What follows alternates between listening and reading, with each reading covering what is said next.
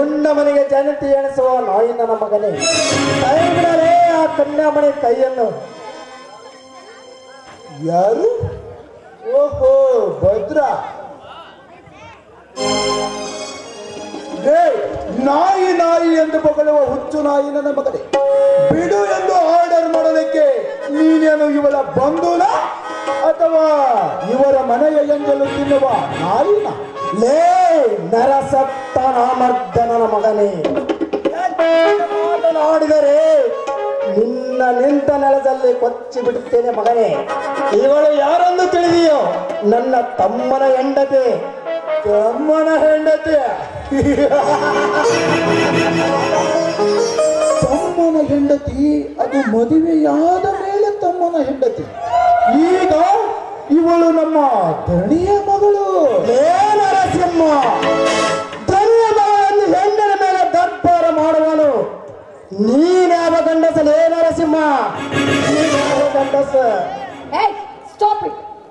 ಒಂದು ಹೆಣ್ಣು ಹಾಗೆ ಹೀಗೆ ಅಂತ ಮಾತಾಡ್ತಾ ಇದೆಯಲ್ಲ, ನೀನು ಗಂಡಸಲ್ಲ ನೋಡು. ಅಷ್ಟಕ್ಕೂ ನಮ್ಮ ಬಿಲ್ ಮ್ಯಾನೇಜರ್ ಆಗಿರುವ ಇವರ ಜೊತೆ ಮಾತಾಡ್ತಾ ಇದ್ದೇನೆ. ಅವರ ಜೊತೆ ಮಾತಾಡ್ದನ್ನ ಬಿಟ್ಟು ನಿನ್ನ ಜೊತೆ ಮಾತಾಡ್ಬೇಕಾಗಿತ್ತು.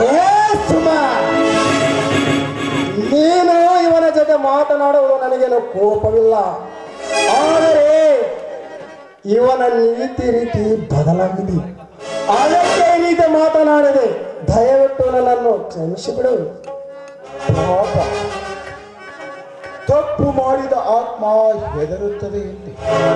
ಇದಕ್ಕಿಲ್ಲಿಂದ ಬರಬೇಕು, ನಮ್ಮನ್ನು ಅವಾಯ್ಡ್ ಮಾಡುವ ಧೈರ್ಯ.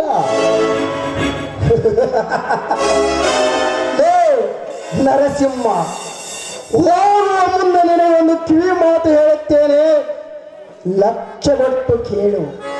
ನೀವಿಬ್ರು ಮಾಡುತ್ತಿರುವ ತಪ್ಪನ್ನು ಇಲ್ಲೇ ತಿಳಿದು ಬಿಟ್ಟರೆ ಸರಿ, ಇಲ್ಲದಿದ್ದರೆ ನಮ್ಮಿಬ್ಬರಲ್ಲಿ ಒಂದು ಜೀವಂತೂ ಹೋಗೋದಂತೂ ಗ್ಯಾರಂಟಿಲೇ ನರಸಿಂಹ.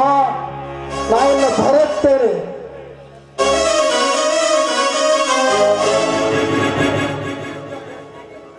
ಸಾವು ಸಮೀಪಿಸಿದ ಪ್ರಾಣಿ ತನ್ನ ಮನಸ್ಸಿಗೆ ಬಂದಂತೆ ಆಡುತ್ತದೆ. ಪಾಪ, ಇವನಿಗೇನು ಗೊತ್ತು ಇವನ ಸಾವು ಸಮೀಪಿಸಿದೆ ಎಂದು? ಈ ಬೇಟೆಗಾರನ ಬಲೆಯಲ್ಲಿ ಬಿದ್ದು ವಿಲವಿಲನೆ ಒದ್ದಾಡಿ ಸಾಯುತ್ತೇನೆಂದು. ಸುಮಾ, ನೀನೇಕೆ ಅವನ ಬಗ್ಗೆ ತಲೆ ಕೆಡಿಸಿಕೊಳ್ತೀಯ? ನಡೆ ಹೋಗೋಣ. ಬನ್ನಿ ಹಾಗಾದ್ರೆ.